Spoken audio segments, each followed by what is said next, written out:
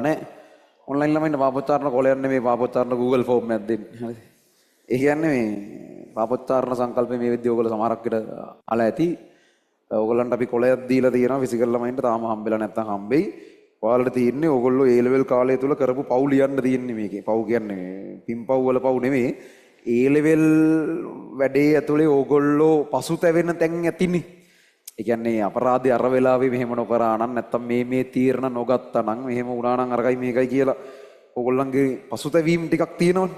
ඒ පසුතැවීම් ලියන්න තමයි මේ පාපොච්චාරණ කොලේ තියෙන්නේ. ඕගොල්ලෝ අර කරපු වැරදි A level වල වැරදුන තැන් A level ජීවිතේ. මදි වෙයිද කොලේ? ටික ලොකු කොලයක් ඕනයි වගේද? මොහරි මේ ඒක මේ පැත්තේ හිස් ඉඩ තියෙනවා එහෙත් ඕන නම් ලියත හැකි. තවත් ඉඩ මදි වුණොත් තව කොලයක ලියලා ස්ටෙප්ලර් කරලා හරි එහෙම පුළුවන් අවුලක් නැහැ. හරිද? ඕගොල්ලෝ මේක ලියලා මේකේ ඔයාලගේ නම් ගම් ලියන්න දෙයක් නැහැ. විභාගෙට පෙනී සිටි වාරය ලියන්න දෙනවා කොයි සයි එකද කියලා. ගැහණුද පිරිමිද කියලා ලියන්න තියෙනවා. ගේ ලියන්න නෙමෙයි හරියක් දාන්න මොකක් හරි කරන්න තියන්නේ ඒකේ මේ තමන් මොකද්ද වර්ග කියලා දැම්මම ඇති මේ ඊට වඩා නම් ගම් අරින් මෙන් ලියන්න අවශ්‍ය නැහැ. ඒ කියන්නේ මොකද වැරදි වල අර ගෑනු ළමයින්ට ආවේනික වැරදි පිරිමි ළමයින්ට ආවේනික වැරදි වෙන වෙනම පොඩ තියෙනවනේ. ඉතින් එහෙම එක එක ಜಾති වල උන් වෙන වෙනම කරන වැරදි. ඒ හින්දා මේ පොඩ්ඩක් ඒක වැදගත් දෙයක් කියලා ඒ ටික විතරක් අපි ගන්නවා. සයි එකයි ඒ වගේ ගෑනු ළමයෙක්ද පිරිමි ළමයෙක්ද කියන එකයි විතරයි අපි ගන්න. මේ ඒතර මේකේ අරමුණ වෙන්නේ අපි මේක වෙනම අපේ පාපොච්චාරණ පෙට්ටිය තියෙනවා. පාපොච්චාරණ පෙට්ටිය ඉස්සරහින් තියලා තියෙන ෆිසිකල් ළමයින්ට ඒක දාන්න පුළුවන්. ඕගොල්ලෝ මේක ලියලා ඒක නමලා දාන්න මේකට ඡන්දේ ප්‍රකාශ කරනවා වගේ ඡන්ද පෙට්ටිය වගේ. ඒ තමයි පාපොච්චාරණ පෙට්ටිය. හරි. ඊළඟ පාපොච්චාරණය කියනවා. ඔය පාපොච්චාරණ පෙට්ටිය තමයි මේක ඉස්සරහින් තියලා තියෙන්නේ. මේ කොලේ ඕගොල්ලෝ ලියන ඒ තමන්ගේ පසුතැවීම් ටික ඒ කියන්නේ සරලව හිතන්නකෝ ඔයාගේ පොඩි වර්ෂන් එකකට ඔයා දෙන උපදේශ ටික වගේ එකක් තමයි මේකේ එක අතකට ලියවෙන්නේ. ඒ කියන්නේ උපදේශ හරි නැත්තම් ඔයා කරපු වැරදි ටික ඇත්තටම ලියවෙන්න ඕනේ. මේකේ අරමුණ වෙන්නේ අපි මේ කොළ ඔයගලගේ පල්ලෙහා බැජර්ස් වලට බලන්න දෙනවා. ගිය අවුරුද්දේ අපි මේක කරා ඇත්තටම කරාට මෙහෙම කොලයක් print කරලා රෙම්ෙන් දීලා නෙමෙයි. මොන හරි ළමයි ගාව තියෙන කොලයක ලියලා දෙන්න කියලා වගේ කරා. හැබැයි ඒක ඔයගලගේ බැජර්ස් වලට බලන්න දෙන්න බැරි වුණා. ඒක ක්‍රියාත්මක වුණේ නැහැ. ඒ කියන්නේ ඒ කාලවල මොනවා හරි වෙන ප්‍රශ්නයක් ඉඳන් ඒක මග ඇරුණා හැමම. මේ පාරත් මේක අනිවාර්යෙන් කරනවා. ඒතර මේක පල්ලෙහා බැජර් ළමයින්ට අපි බලන්න දෙනවා. ඒතර අරමුණ වෙන්නේ දැන් සමහරක් වෙලාවට අපි ඕන තරම් උන්ට A level කාලේ වැඩ කරන්න ඕන විදිය කියනවා. නොකල යුතු දේවල් කියනවා මේවා කරන්න එපා ඔයා ගොන් වැඩව දැන් මහ ලොකුවට පෙවුනට උඹලටම ටික කාලයක් යද්දි තේරෙනවා ඔයා ගොන් කියලා කියනවා මේ මෝඩ වෙන්න එපා කියනවා.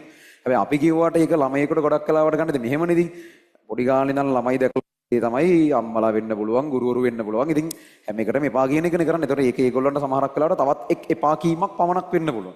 එයාලට සමහරක් වෙලාවට ඒකේ බර තේරෙන්නේ නැහැ. සමහරක් වෙලාවට ඒක නිකන් වදයක් වගේ හිතෙන්නේ. හැබැයි ඕගොල්ලෝ කියන එක ඊට වඩා ඒගොල්ලන්ට සමීපව දැනෙන්න පුළුවන්. ඒ කියන්නේ නිකන් වැඩිහිටියෙක් කියනවට මහා ලොකු ඒ කියන්නේ පාරේ ගුරුවරයෙක් හෝ දෙමව්පියෝ ඕවා කියනවට වඩා Tamanට අවුරුද්දක් දෙකක් වැඩිමල් එකෙක් ඒ ගොංකම කරලානේ ඌ කියන්නේ. ඒ කියන්නේ Taman ඒ කියන්නේ සරලව ඒ ළමයාට මේක කියවද්දි තේරෙනවා නම් යකෝ මේ මට අවුරුද්දක් දෙකක් වැඩිමල් එක උගේ පාපොච්චාරණේ ලියලා තියෙන්නේ මම දැන් කරමින් ඉන්න දේවල් ටිකනේ. ඒතර මං කරන ඒවල ඒ කියන්නේ අවුලක් තියෙනවනේ.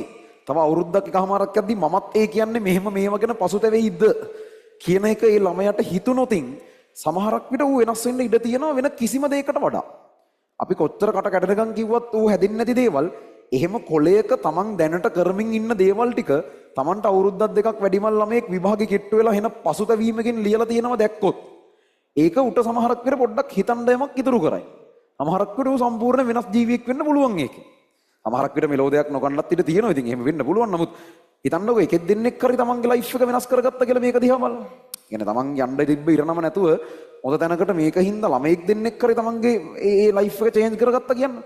ඒ ඇති ඉතින් ඒ එකෙක් දෙන්නෙක්ගේ වෙනසක් කියන්නේ ඒක මේ මිනිස්සුන්ගේ අම්මලාගේ තාත්තලාගේ ඉඳන් උගේ වටේ ඉන්න මාර පිරිසකට බලපනවා ඒක. ඒතර අපි 1000කට කතා කරලා එකෙක් වෙනස් වෙනවා කියන එක මේ පොඩි දෙයක් නෙමෙයි. එහෙම තමයි කොහොමත් වෙන්නේ. එහෙම 1000කට ආමන්ත්‍රණය කරා කියලා 1000ක් වෙනස් වෙන්නේ නැහැ කියන දෙයක් අහලා. හැබැයි එකෙක් දෙන්නෙක් වෙනස් වෙනවා කියන එක මාර ලොකු වෙනසක්. ඒක ඒ මිනිස්සයාගේ මුළු ජීවිත කාලෙටම සහ උගේ වටේ ඉන්න පිරිසට මාර සතුටක් වෙයි ඒක. එහෙම ඌ හින්දා තව උන් සමහරක් විට හැදෙයි. එහෙම ඒක ලොකුවට උඩට යන එක. ඒ හින්දා මේකේ අරමුණ ඒක.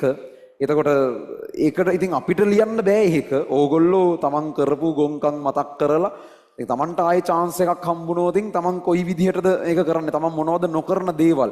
තමන් මොනවද කරන දේවල්? ඒ කියන්නේ තමන් දැනට නොකරපු අපරාධේ මම කරා නම් කියලා හිතෙන දේවල් මොනවද? ඕවා ඔක්කොම ලියන්න තමයි මේක තියෙන්නේ. ඒතර ඔන්ලයින් ළමයින්ට මෙහෙම කොලයක් දීලා මේක පෙට්ටියකට එකතු කරගන්න එක ප්‍රායෝගික නෑනේ. ඔන්ලයින් ළමයින්ට එතකොට අපි ඔන්ලයින් Google ෆෝම් එකක් දෙනවා පාපොච්චාරණ Google ෆෝම් එක. ඕගොල්ලෝ දැනට ටයිප් කරලා තියාගන්න කොහේ හරි ෆෝම් එක දැම්මට පස්සේ ඒකට ඔයාලට දාන්න පුළුවන්. ඒක අපි ඔන්ලයින් විදිහටත් දෙනවා. හරි මේ යාන්ත්‍රණේ ලියන්න ඇතිනේ නේද? වෙලාව කියන ගොඩක් වැඩිපුරත් එක්ක ඇතිනේ. හරි. ඊළඟට පොඩි දෙයක් තව මේකට එකතු කරන්න තියෙනවා.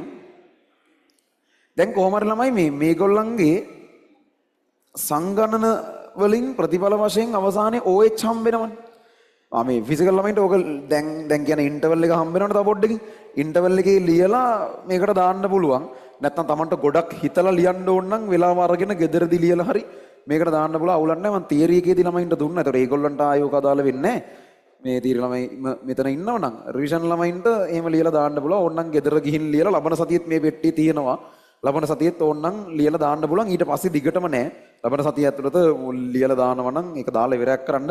ඔය ගෙවල් වලට අහු වෙන්න තියන්න එපා. හරිද? එහෙම වෙන්න තියෙනවා. ඔය වැරදිලා ඉදාල්ලක ඔක්කොම වැරදි ටික මුළු ජාතකයේම ලියලා කොලේ මේසෙ උඩින් තියලා එහෙම ආවොත් අමතක වෙලා හරි.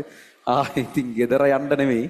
මුලින් බය වෙයි ගෙදරින්. මොකද මේ මූගේ වැරදි ඔක්කොම මූ කොලේක ලියලා ගිහිල්ලා තින්නේ කියලා. ගෙදරින් ගිහිල්ලා හරි මොකක් හරි කරගන්න ගිහිල්ලා කියලා හිතයි. හැබැයි ගෙදර ආවොත් නම් ආයෙ විසුමක් වෙන්නේ නැහැ. හරිද?